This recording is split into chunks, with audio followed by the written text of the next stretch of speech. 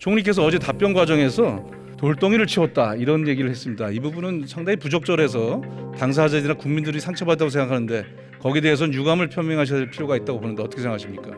저는 부적절한 비유였죠? 아닙니다. 저는 아닙니까? 아닙니다. 강제동원 피해자의 권리를 돌덩이로 아닙니다. 표현합니까? 아닙니다. 의도를 자꾸 곡해하지 마세요. 있는 제가 그대로 돌덩이라고 말씀해 한 보세요. 것은 한일 간의 관계를 극도로 악화시킨 그러한 문제를 해결하고 치우려고 했다는 얘기를 하는 겁니다. 자, 제가 어떻게 대한민국 국민에 대해서 돌덩이라고 얘기할 수가 있습니까? 그렇게 곡해하지 마세요. 자, 우리 총리님, 잘못 판단하신 겁니다. 제가 그런 뜻으로 얘기한 게 아니에요. 존경하는 국민 여러분, 김진표 국회의장님과 선배 등료 의원 여러분, 한덕수 국무총리를 비롯한 국무위원 여러분, 더불어민주당 인천 남동을 출신 윤관석 의원입니다. 윤석열 정부 1년은 한마디로 총체적 난국입니다. 국가 시스템은 무너지고 민주주의는 후퇴하고 역사가 왜곡되고 민생은 파탄나고 있습니다. 오늘 대통령이 양곡관리법 거부권을 행사했습니다. 농심도 민심도 야당도 국회도 거부하고 마구 걷어차고 있는 것입니다. 벚꽃이 때이르게 피었지만 아직 민심과 민생의 봄은 오지 않았습니다. 글로벌 경제 위기 속 경제 컨트롤 타워를 찾을 수가 없는 무책임한 정부입니다. 민생과 경제는 바탕나고 있는데 대책은 보이지 않는 무능한 정부입니다. 글로벌 탄소 중립 흐름에 역행하며 미래의 산업 수출 경쟁력마저 약화시키는 비전이 없는 무비전 정부, 무책임 무능 무비전 산무 정부입니다. 대정부 질문을 통해 이 사실을 국민과 함께 하겠습니다.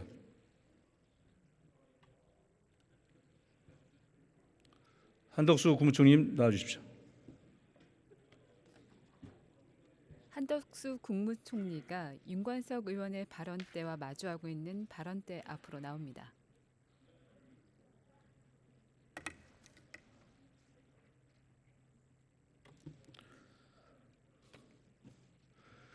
예, 총리님. 어제도 있었습니다만 한일 정상회담 발표 직후에 발표된 여론조사가 있습니다. 표를 한번 보십시오. 일본의 요구를 일방적으로 수용한 것에 대한 국내 의견에서는 부정적인 의견이 무려 60%에 달했습니다.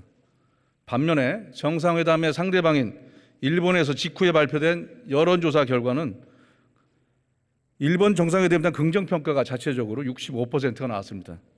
같은 정상회담의 결과를 두고 두 나라의 국민의 평가는 정반대로 나왔습니다.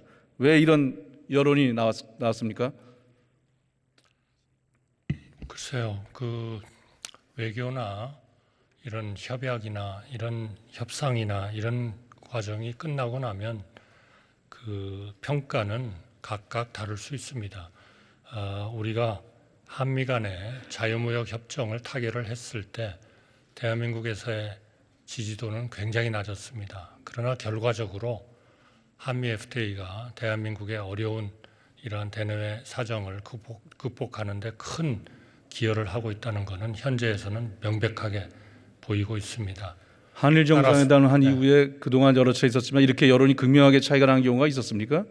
없었던 사례로 알고 있습니다. 그렇죠? 1965년에 어찌 보면 이것보다 더 큰 그런 한미 간의 국교 정상화 협상이 끝나고서도 저는 박정희 대통령 한일 간 얘기를 하고 있는 거고요. 그다음에 부정 여론 60%에 대한 국민 여론을 박정희 대통령님이 받으셨던 어떻게 해석하냐를 묻고 있는 겁니다. 저도 시청 앞에서 데모를 했던 사람 중에 하나입니다만 그때의 그 지지율은 정말 어찌 보면 지금보다도 더 나빴을지도 모르겠습니다.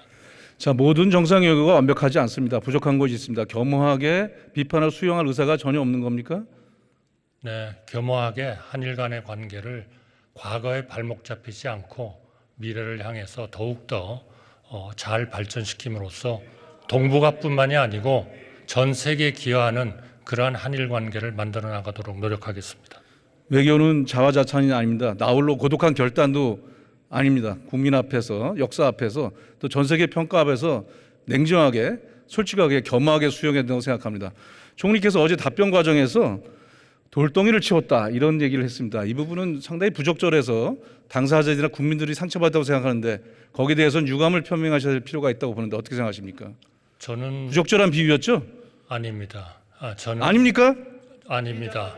강제동원 피해자의 권리를 돌덩이로 아닙니다. 표현합니까? 아닙니다. 의도를 자꾸 곡해하지 마세요.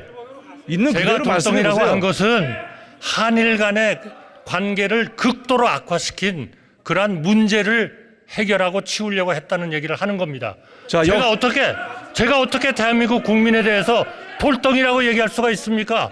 그렇게 곡해하지 마세요. 자, 우리 총리님. 잘못 판단하신 겁니다. 제가 그런 뜻으로 얘기한 게 아니에요. 자, 그거를 변명하실 게 아니라 솔직히 부적절한 비유였다라고 하고 설명하시는 게 맞지 않습니까? 그게 국민에 대한 어려운 예의 문제라는 아닙니까? 어려운 문제라는 차원에서 한일 간의 관계를 극도로 악화시키고 있는 그러한 요인으로서의 문제를 얘기한 겁니다.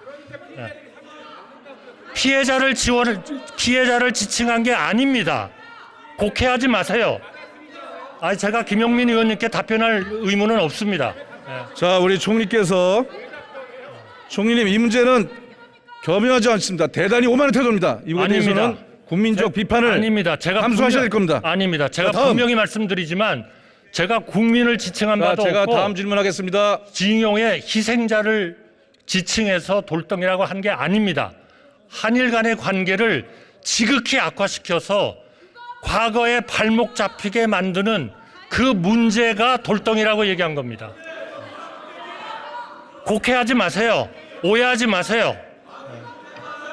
자, 총리님 더 문제를 키우는 오만한 변명이었습니다. 자, 그러면 한일 정상회담이 잘못 오해하신 겁니다.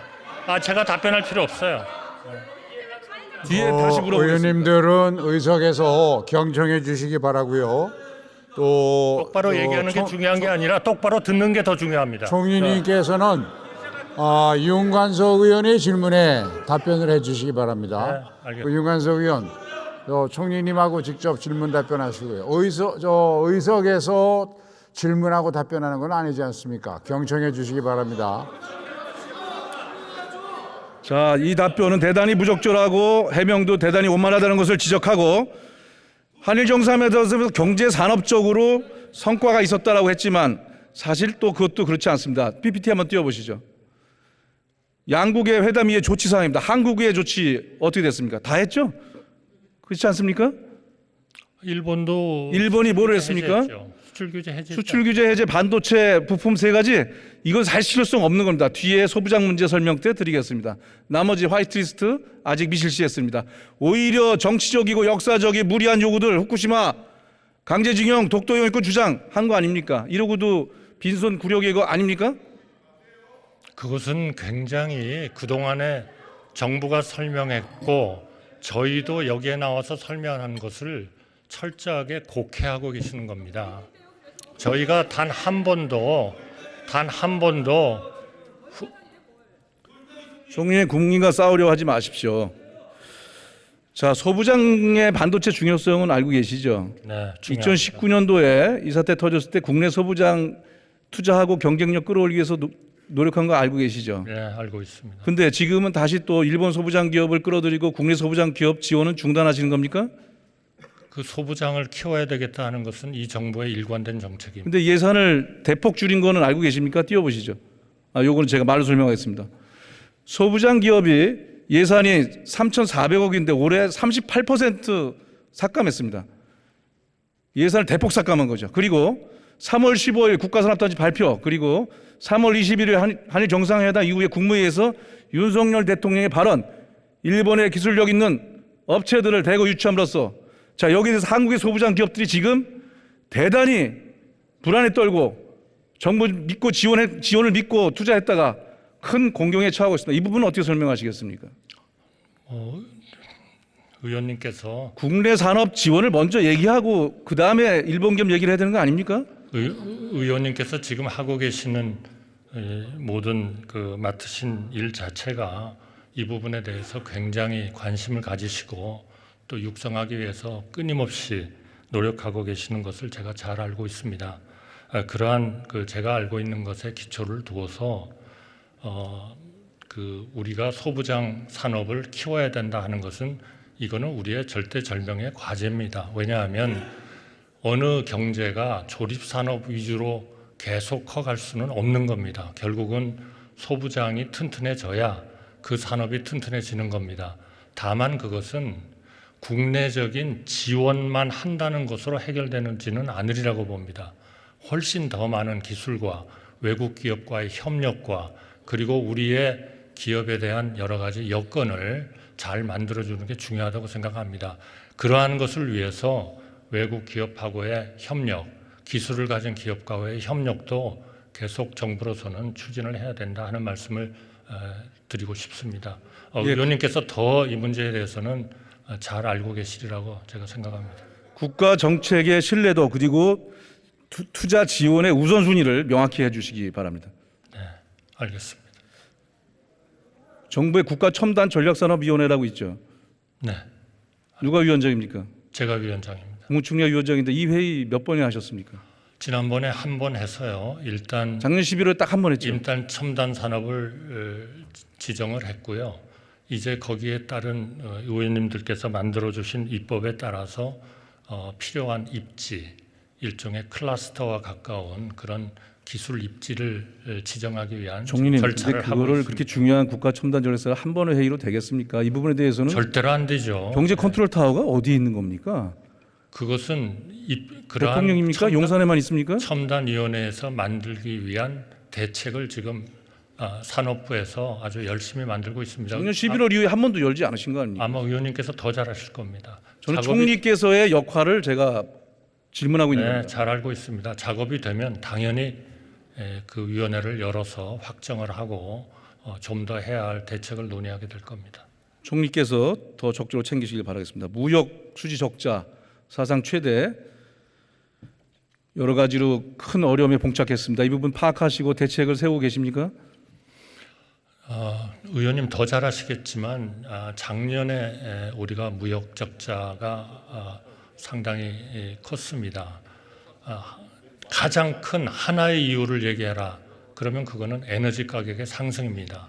작년에 그 전해에 비해서 2021년에 비해서 작년 1년 동안의 에너지 수입 가격이 증가한 금액이 786억 불입니다.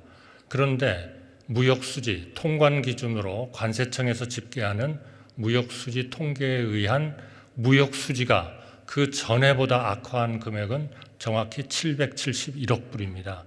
그래서 에너지로 인한 악화분 786억 불과 무역수지 악화분 771억 불이 거의 유사한 규모입니다. 그만큼 우리가 전 세계적인 에너지 가격의 상승에 따라서 충격을 받고 있는 겁니다.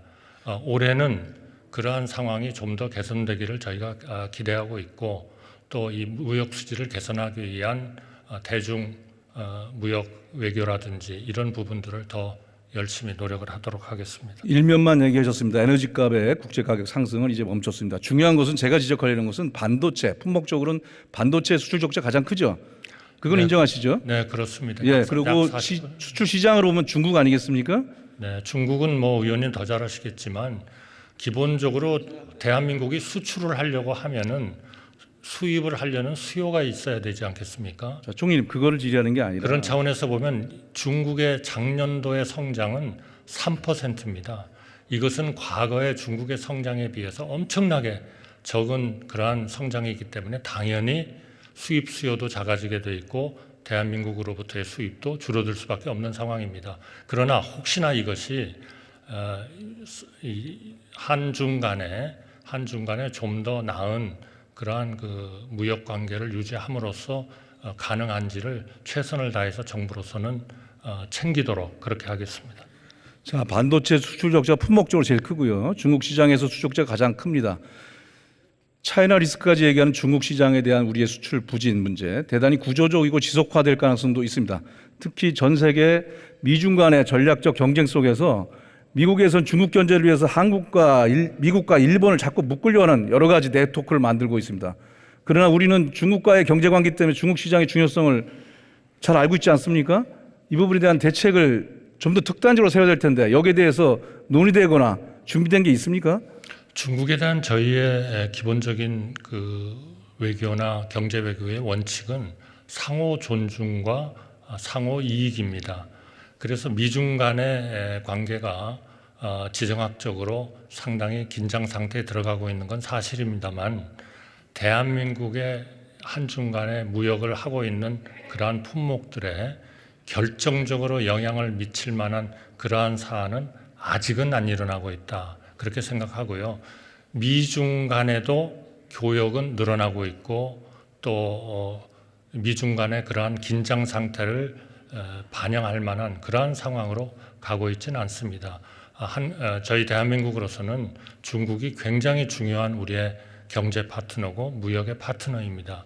이 관계가 크게 잘못되지 않고 좋은 방향으로 가도록 그렇게 노력하고 있고 우리가 중국에 대해서 투자하고 있는 반도체라든지 여러 가지 업종들이 크게 미중 간의 긴장 상태 때문에 영향을 받지 않도록 그렇게 최선의 노력을 다하겠습니다.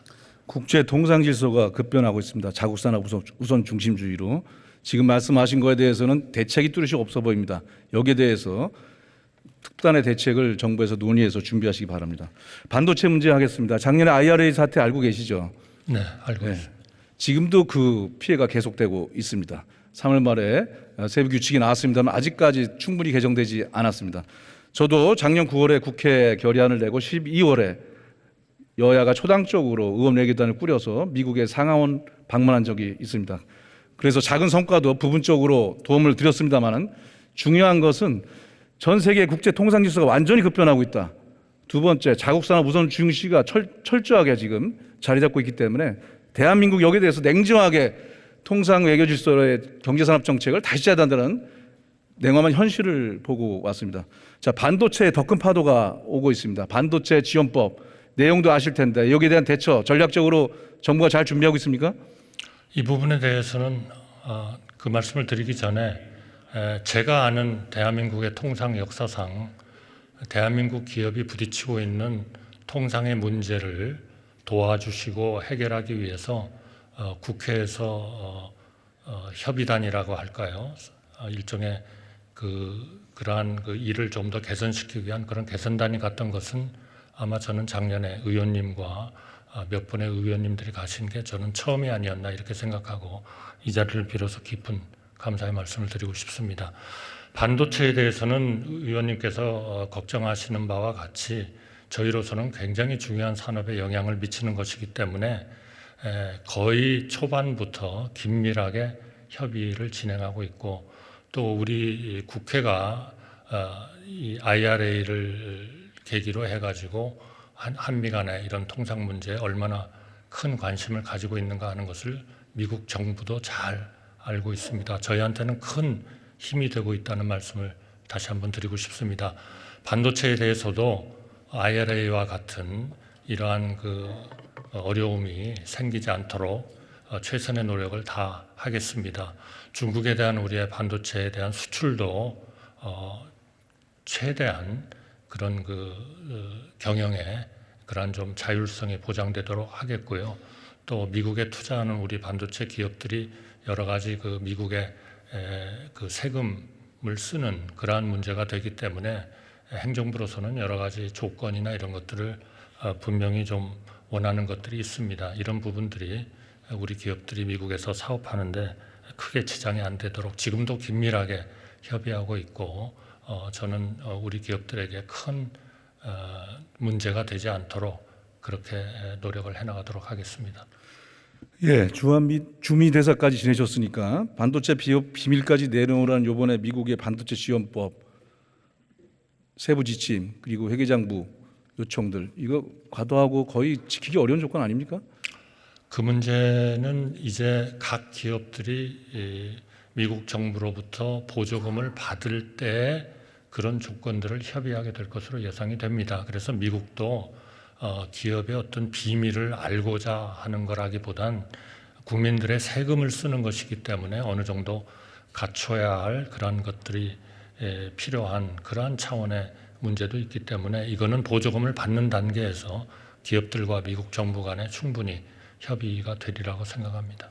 그럼 하나만 단독적으로 묻겠습니다. 중국에 우리 반도체 공장도 있죠. 삼성하고 하이닉스. 여기에 대해서도 조건이 있습니다. 그래서 이거 계속 가동해야 됩니까? 어떻게 됩니까? 10년 뒤까지의 5% 투자 이렇게 해서 견뎌낼 수 있겠습니까? 그 문제는 우리 기업들과 정부가 머리를 맞대고 계속 좀 협의를 해야 될 일입니다. 그러나 중국에서의 사업을 어떻게 할 것이냐 하는 것은 일단은 우리 기업이 좀 판단을 해야 될 것 같고요. 그러나 기업이 사업을 하는데 장애가 되는 그러한 조건들은 최대한 좀 완화시키기 위해서 노력을 해나가겠습니다.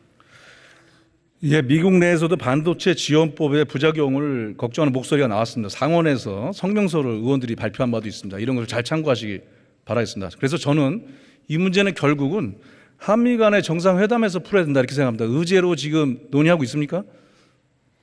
아직 그 의제가 확정됐다고 보기는 어려운데요. 한미 간의 경제 관계를 논의하는 데 있어서 저는 논의가 될 수 있으리라고 봅니다. 그러나 아까 말씀드린 대로 기업과 미국 정부 간의 협의를 통해서 보조금을 받는 단계에서 해결해야 할 그러한 문제에 대한 문제를 국가 간의 정상 간의 합의해서 완전히 그 하나의 그 결정을 하기는 아마 미국 대통령께서도 하시기가 어려운 상황 아닌가 그렇게 생각합니다. 그러나 중요한 것은 기업들이 제대로 미국에서 경영을 할 수 있어야 되기 때문에 정부로서는 아주 깊은 관심을 가지고 모든 채널을 통해서 우리 기업들이 원활하게 사업을 할 수 있도록 노력을 해나가겠습니다.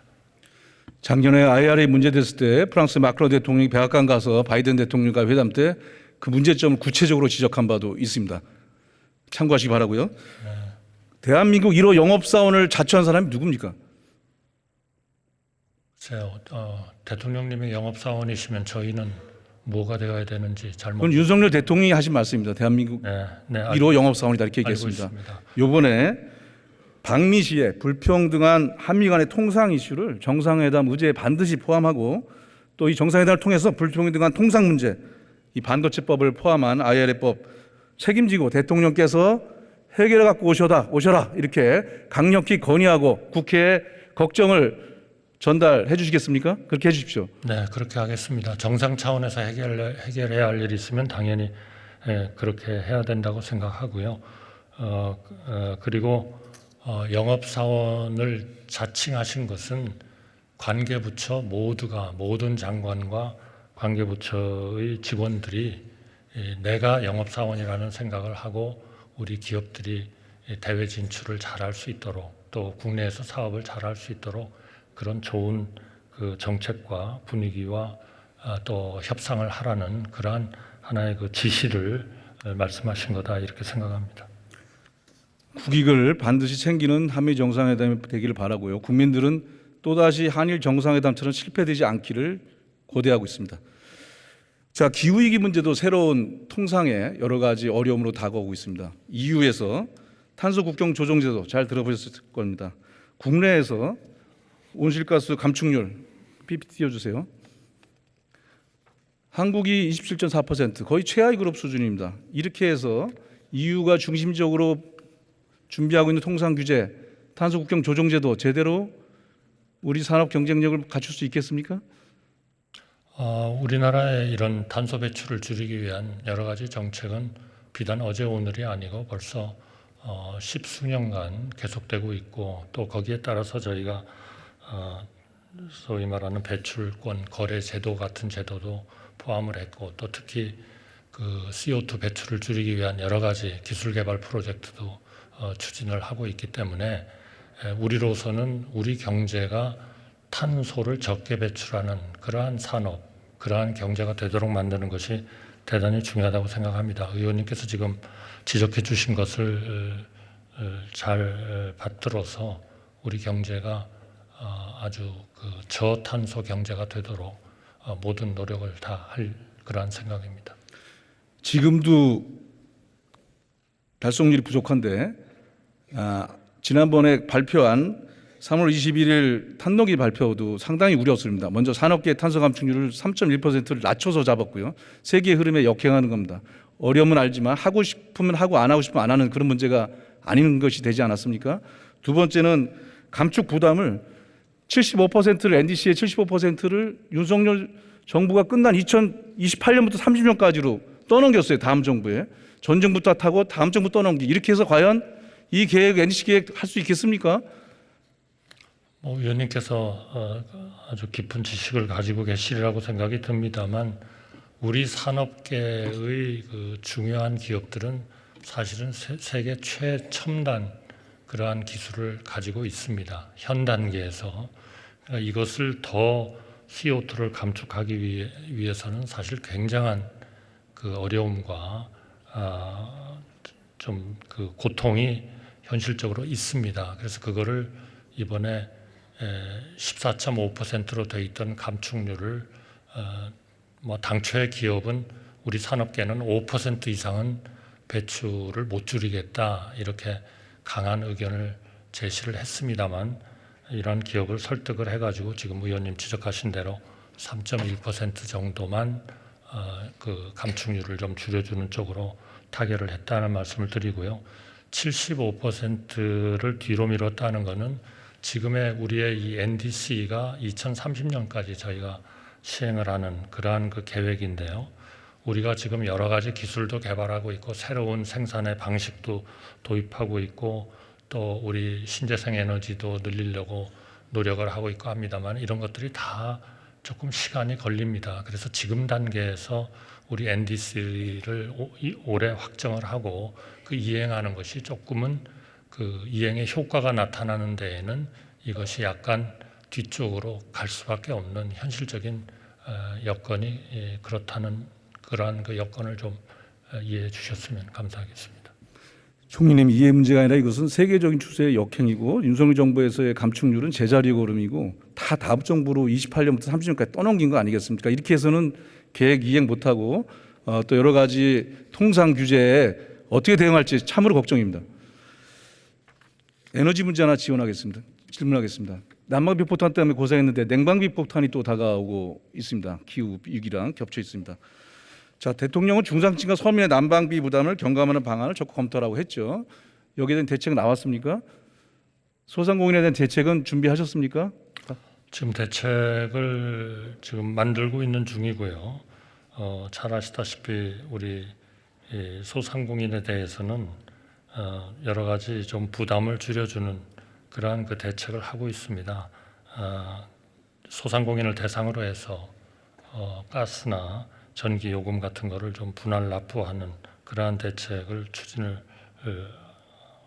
하고 있고요. 그리고 보다 근본적인 대책으로는 우리 소상공인들이 할 수밖에 없는 난방시설 이런 것들을 좀 고효율 제품으로 바꾸도록 하는 이런 지원 사업도 계속 지금 추진을 하고 더 강화를 할 그런 계획으로 있습니다. 이번 기회에 전 정권 다 그만하시고 이제 종합적인 새로운 에너지 지원 대책을 짜야 된다 이렇게 생각합니다. 소상공인 취약계층에 대한 종합 대책을 추진해 주시기를 부탁드리겠습니다. 네, 그렇게 하겠습니다. 예. 반도체 특화단지라고 있습니다. 전국에 지금 15개 공모를 하고 있습니다. 국가산업단지를 3월 10일에 발표했습니다. 성으로 충돌하지 않나요? 죄송합니다. 제가 지금 의원님 3월 15일 날 국가산업단지 네, 발표했습니다. 네. 반도체 특화단지도 또 공모하고 있습니다. 양자는 충돌하지 않습니까? 지금 그 발표한 그런 그 각 국가 산업단지는 아마 시간이 조금 더 좀 걸리는 그런 문제들 것 같고 이거는 어떤 기술이라든지 산업의 클러스터를 생각하고 지정을 한 것은 아닙니다. 물론 어느 업종을 중심으로 했으면 좋겠다 하는 것은 있겠습니다만 그러나 지금 의원님께서 지적하신 그 반도체 이런 그 특화단지 같은 쪽은 이거는 좀 더 기술을 중심으로 하는 그러한 단지여서 이것이 반드시 중복된다 그렇게 보기는 좀 어려울 것 같고요. 이 분야에 대해서 더 의원님께서 필요하시다면 산업부 장관으로 하여금 좀 답변을 드리게 했으면 좋겠습니다. 국가첨단전략산업입니다. 단순한 기계적 배분이 아니라 기술력과 성장 가능성을 놓고 그 지역들을 선정해 나가야 국가의 미래 산업을 구축할 수 있다고 생각하는데 총리 생각은 어떻습니까? 네, 그렇게 생각합니다. 특히 우리가 지금 이 시기에 필요한 반도체 기술 시스템 반도체, 패키징 기술, 후공정 이런 부분에 또 소부장 생태계 주목해 주시기 바랍니다. 네. 수고하셨습니다. 들어가십시오.